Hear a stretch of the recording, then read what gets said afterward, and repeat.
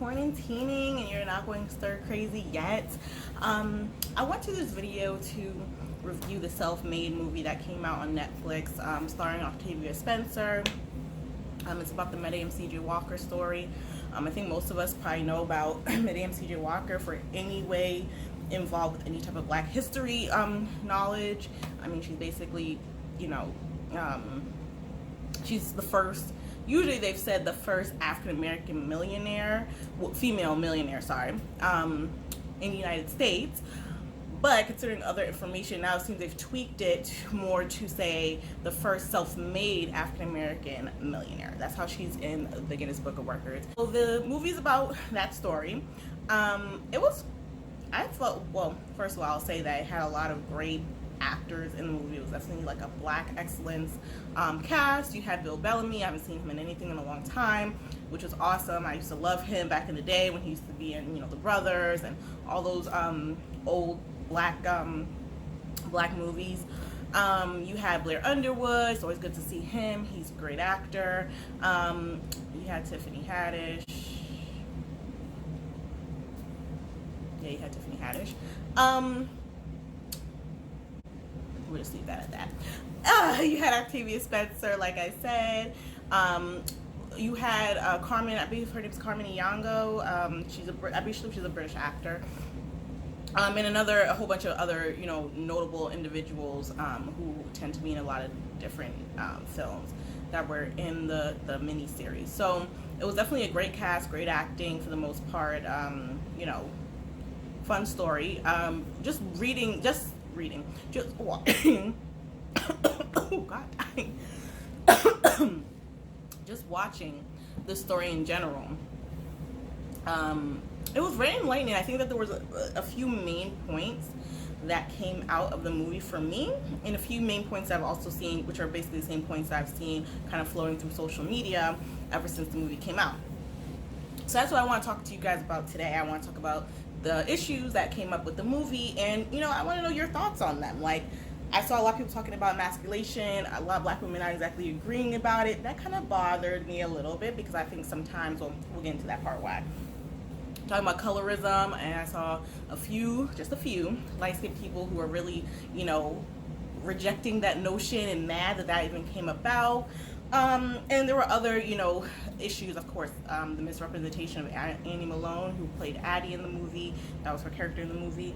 How Booker T. Washington was also represented. It's interesting no one's actually commented on his misrepresentation, and a few other issues. So let's get right into it, okay? So I want to talk first and foremost about just Madame C.J. Walker, and just how, obviously she's iconic. Obviously she's, for a lot of people, she's a inspiration. When you talk about Black entrepreneurship, Black female entrepreneurship, and just like that grind and grit, and at that time to be able to do and accomplish what she did is amazing. I mean, whether or not you like her, whether or not you like, you know, the way she was moving, whether or not you like the fact that she was selling hair care products that were really straightening the hair and kind of creating some kind of maybe more insecurity within Black women about their looks, especially hair, than was already there. I mean, you still have to respect her grind, you still have to respect her accomplishments. So, you know, I want to put that out there. The movie, Aliyah Bundles, who was, so if you guys have seen the movie, Tiffany Haddish's character, was Madame C.J. Walker's only child, never had a child. But if you remember, the dark-skinned girl who they brought to be on the photo shoot as a model, they ended up adopting her. Now, her children obviously have taken on as being kids of, or kin of Madame C.J. Walker, even though they're not biological kin. And so Aliyah Bundles is the great-granddaughter of Madame C.J. Walker's daughter. So she is that dark-skinned girl's kin by biology, but of course by just, you know, by choice, not. She's real family to them. So she is also the historian for Madame C.J. Walker's you know, legacy or whatnot, and she wrote a book about Madame C.J. Walker. And that movie in the miniseries was mostly largely inspired on that those stories that were told in that book. And I have not read the book before, but I probably will now. I've seen some things floating around, so it's intriguing for me to go and just read the book at this point. So there was somebody part of the estate, part of the family that was involved, which also may have led to how things were a little bit skewed. And of course, unfortunately, when you sell something or somebody is inspired by, they can kind of just take it where they want to take it. And so some of that probably happened as well. So, and we're talking about the 1900s here. We're talking about early 1900s. And, you know, I think that, you know, so I saw so many people upset about that even being part of the story, which seems so weird to me. Like, why would you be upset? I feel like that's like understandable. There was a lot of parts about Addie's story on a few sides. So I think there was a few things to talk about. How she interacted with dark-skinned women and her feeling like only very light or mulatto or, you know, more passing, more white-looking black people could sell her product because people want to look like them, because black women have this insecurity, darker skinned black women had this insecurity in them where they are fighting to look like, you know, not fully black people or just really light skinned black people.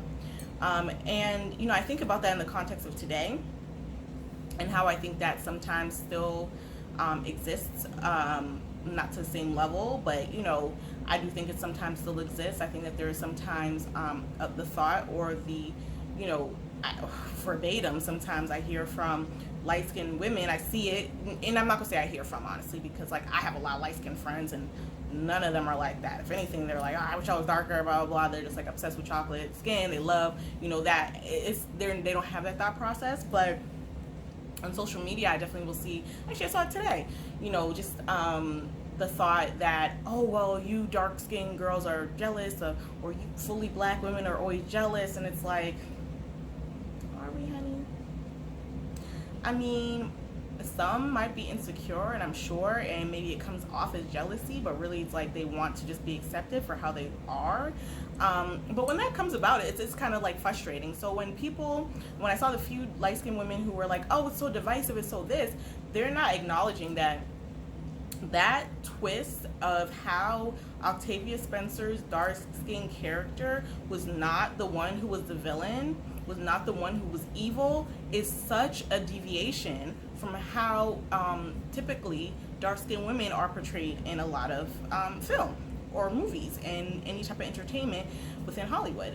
So that was a big deal. And I think that it wasn't respected enough for how, you know, much of a big deal that was. Even the person who cheated with her husband was a light-skinned woman.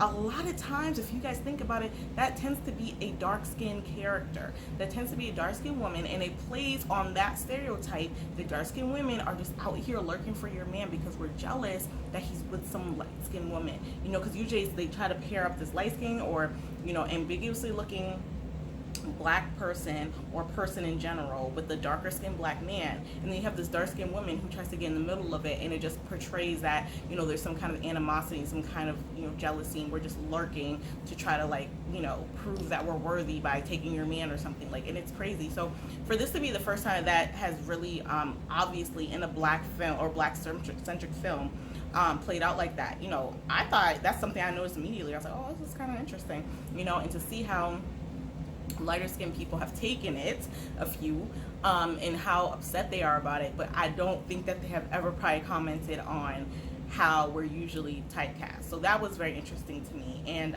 presenting themselves as allies when really they've never commented on it before. So, you know, kind of how are you an ally if you've never said anything about the fact that this happens, you know? So that was one interesting thing. And I think that's probably something that back in that time was very common. And I know there were some people I saw talk about, oh, well, Annie had kinky hair, the way she was portrayed in terms of her looks wasn't right. No, go and look at those pictures. She did not have kinky hair. She did have, you know, pretty, you know, 3 A, B, C-ish hair. And she was kind of light. I mean, she wasn't mulatto, though, as they portrayed it. But she was, you know, kind of light skinned, if you look at pictures. But it's very interesting because even when she talked to her mother, who was darker skinned, and her mom, portrayed again. Now, so when we were talking especially about that time, or even people in the last, probably outside the last 30 years, the way that darker skinned people have looked at having a light skinned child, especially a light skinned girl, and how they speak to them and how they breathe life into, oh, you're lucky you're light skinned.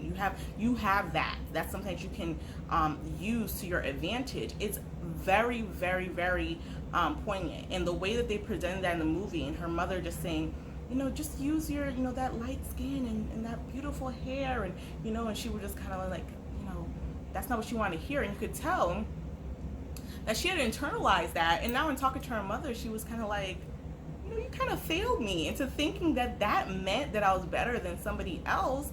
And now look at this woman, because I thought that that's what was going to like get me ahead. And now look at this woman who's the opposite of what I am, and she's killing it.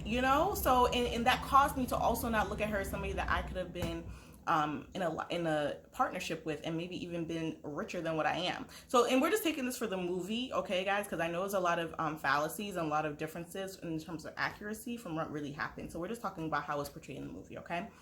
So I felt like that was just like, it was an interesting, I think, revelation for her, that. And when Booker T. Washington brought her on stage and was like, oh, look at the way she looks, objectifying her because she's light skinned with, slim, long, looser hair, and you could see her face and how she started to really think about, like, because I look like this, I'm almost not taken seriously. It's like that is the only thing that's comes to the forefront. And even though I think today it's different, I think that there's a lot of times where somebody who sometimes, women are treated like that. And sometimes you have to think, like, is it almost better for people not to be attracted to you because you feel like you're more taken seriously? And so I really thought that was just like an interesting dynamic. And especially when it came to that revelation for her, that that's what was happening, was just like, super interesting for me. So give the caveat that I understand that there was multiple people who inspired, influenced that character. So it wasn't just based off of Annie Malone, who was called Addie in the movie, in the miniseries. But she was obviously the big influence. And it was completely off from what I read on Annie Malone. And it's kind of interesting because we've always talked about Madam C.J. Walker, but I've never really heard about Annie Malone and heard her story really hyped up on the same level as Madame C.J. Walker.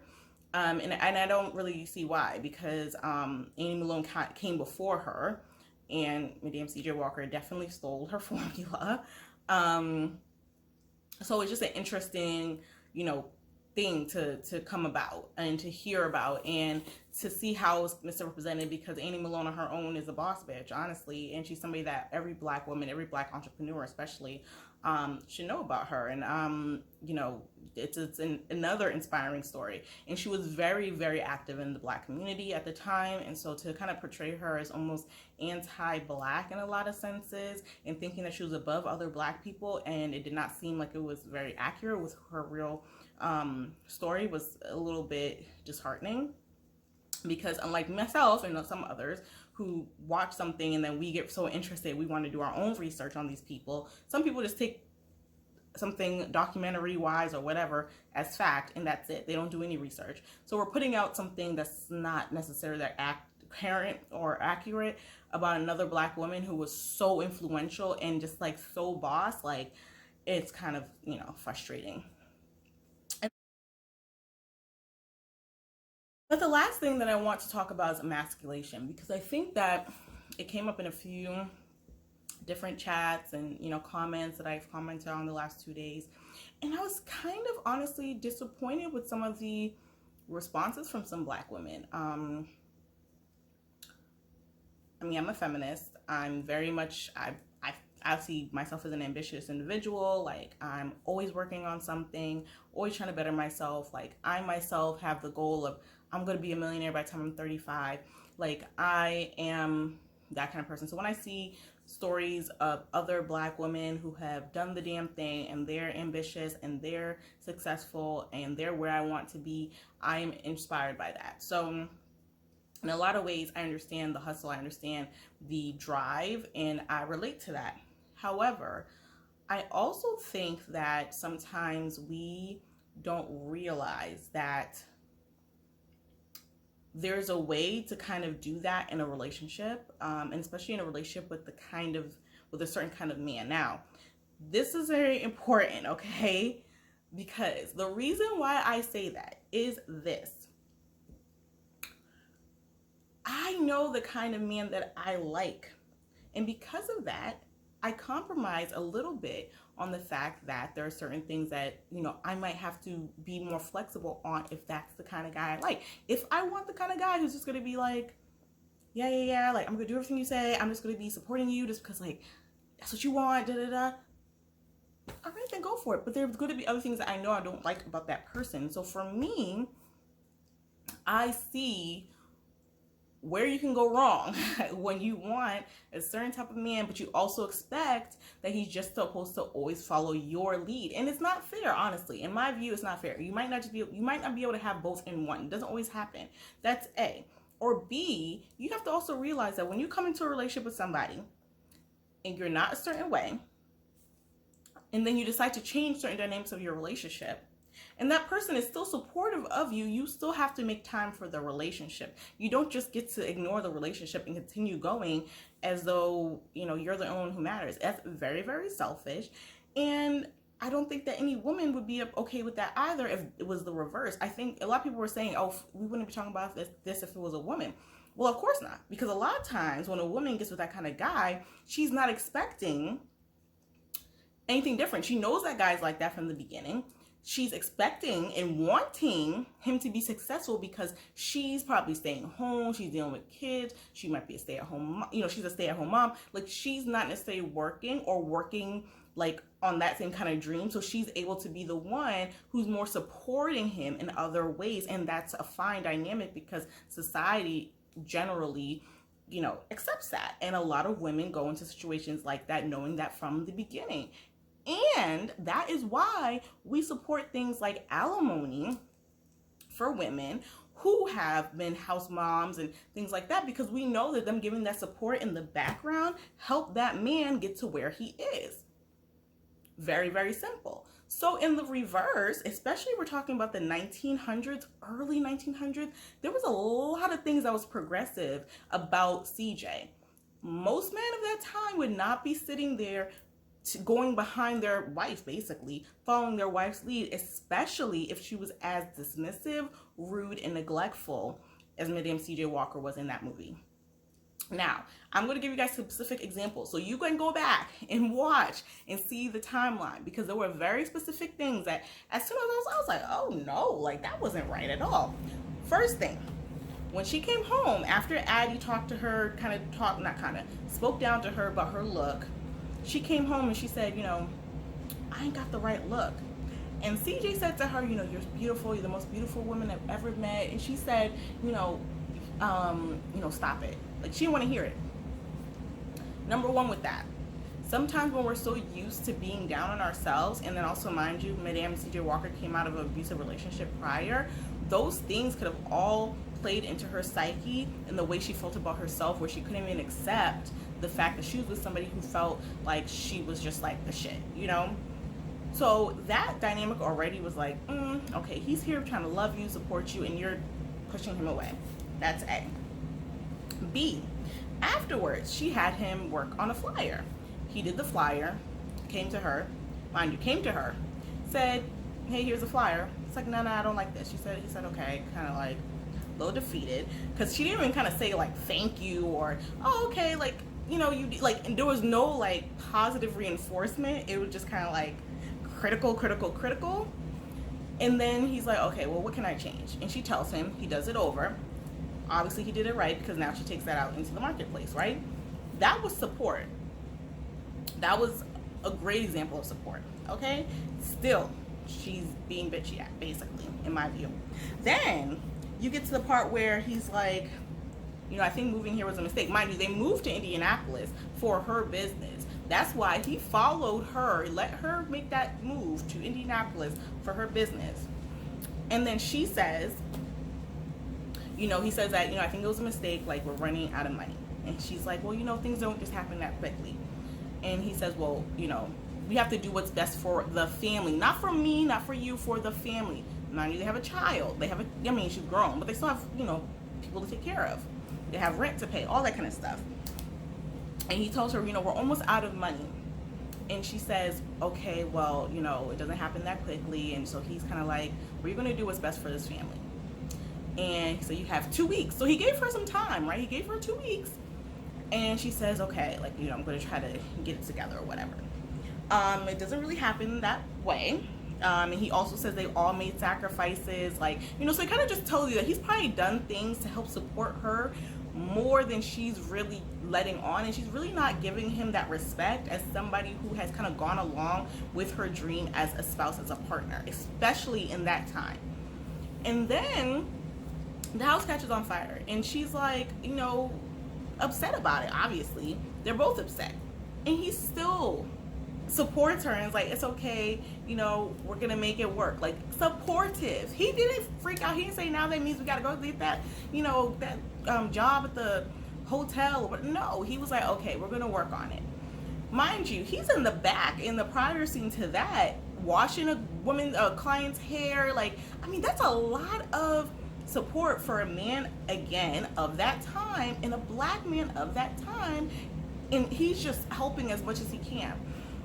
So I think that there was a lot of, unfortunate portrayals of her as a spouse, as a wife, in places that she was just like so ingrained with her dream that she neglected the relationship. That's basically what it was. There was a point where he said, let's get some steaks and some cognac and sleep in. Like, let's spend time together, you and I. And you have to do that in a relationship, whether or not you are, trying to make something shake. Like, you still have to make time for each other, because if you don't, that's it. Relationships just don't go on because you're in the same house. No, people become strangers in the same house. So I do put a lot on her that she basically neglected him for her dream, and that is fine. That if that is what you want, that is fine. You're allowed to be happy. You're allowed to what you want. But also, when comes the time for you to have a conversation about it, like he tried to bring up, which you basically kind of didn't really even want to deal with, you're supposed to do that too. You're also supposed to acknowledge that the dynamic of the relationship has changed, and you have to make sure that your partner is on board with you. And if he's not, how can you guys both mitigate any negative impacts to make both parties happy? Or at least put a time frame to how long we're going to go and do this until, if it doesn't work, it just doesn't work. And so I feel like there was a lot of things that she just did not do right. And so, no, is the cheating at the end her fault? No, because cheating is a choice, and he didn't have to cheat on his wife. Especially not with somebody who's working for her, especially not with no light-skinned woman. There was just like a lot of bad about that cheat. But at the same time, I do believe that she contributed to the demise of that marriage, and there were multiple instances of that. And I'm not even saying all the instances. There was other things that happened afterwards. Even when she was upset, it was like, you couldn't talk to her. Like, there was a lot of things she did. And I think that even in today, when you're an ambitious black woman who wants to be with that kind of man, again, you do have to make those sacrifices for the relationship too, and make sure that you're not overstepping in everything. And for me, I think that, personally, that's why I like to separate the two. Like, I might come to you for advice on certain things, but I don't need you to be like, we're not going to work together. Like, that's, to me, is not going to work, because I know how I am in a business sense. Sometimes I can be very, quick. I need this done, blah, blah. Like, I'm in a different mode. So for the sake of the relationship, I feel like things need to be separated. And I think that for her, they should have probably either not worked together. And I totally agree with her father-in-law. Like, what he said, never get your money where you get your honey. Love that quote. I think that's 100%. I think for the two of them, he needs to have his own thing, she needs to have her own thing, so that he basically wasn't an employee and she wasn't going to be treating him like some bum off the street, which is basically what she did. I think that she really needed to have him have his own thing. Even if it was like, let me give you this money, boo, like, and you do your own thing, that would have been a better thing for him and for the relationship, because them working together just was not it at all. And I think there were times where he wanted to kind of also have more impact on the growth of the company. Like, hey, we're going too fast. Like, let's be more, like strategic in how we're doing things, and she didn't even want to hear any input. I mean, these people are married, and he was saying in the beginning, our company, our this, our that. She keeps saying my. Okay, well, you guys are married individuals, and you've been married since the beginning of all of this, and you feel like it's your thing, but he helps you and he's supporting you. It just didn't seem right. There was a lot of like unsettling things for me, and again, I just couldn't see how basically a lot of the black women that I saw talking about it felt like she wasn't in the wrong at all. Like, oh, it's his fault. Oh, he ended up cheating on her. Or, he was just, too weak. Oh, he was no. There was a lot of things that happened that she contributed to way prior to that. And again, the cheating is not her fault. However, she contributed to the demise of that marriage, in my view. So the last thing that I want to talk about is Booker T. Washington and just that whole portrayal of him. Again, that was a part that was not accurate, but we're talking from the viewpoint of just what was presented in the miniseries.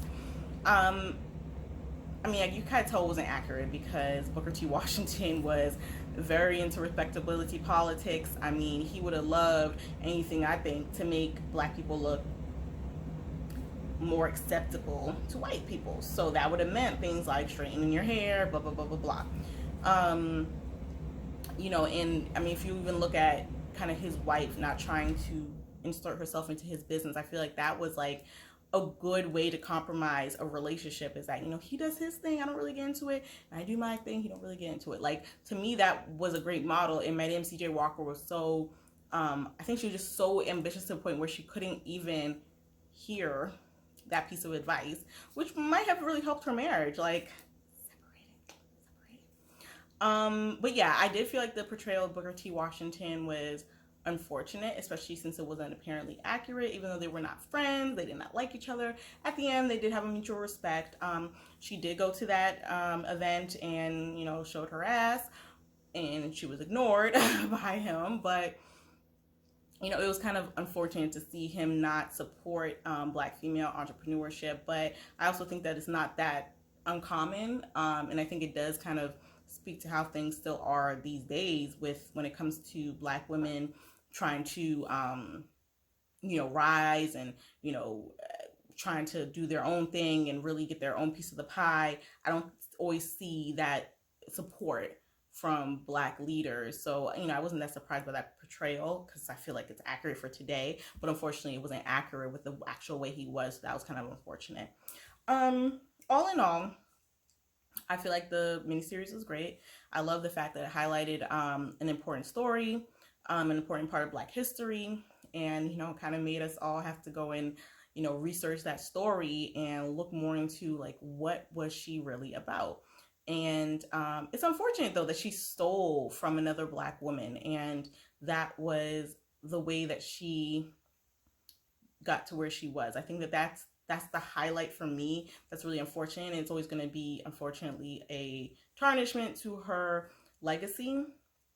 But even with that, I mean, you still have to respect the fact that she was able to, finesse that, unfortunate business behavior into a multi-million-dollar company and employing, thousands of black women and men. And, I think those are all, I mean, to be able to live next to the Rockefellers or anywhere near that kind of wealth is something that's amazing. And even for today, I can't even think of too many African Americans, black people in general, who could actually accomplish that. So, I think that she is a inspiration, but I'm glad that it also brought other voices to the table. So I hope that you guys enjoyed the movie. Definitely watch it if you haven't yet, and tell me your thoughts below.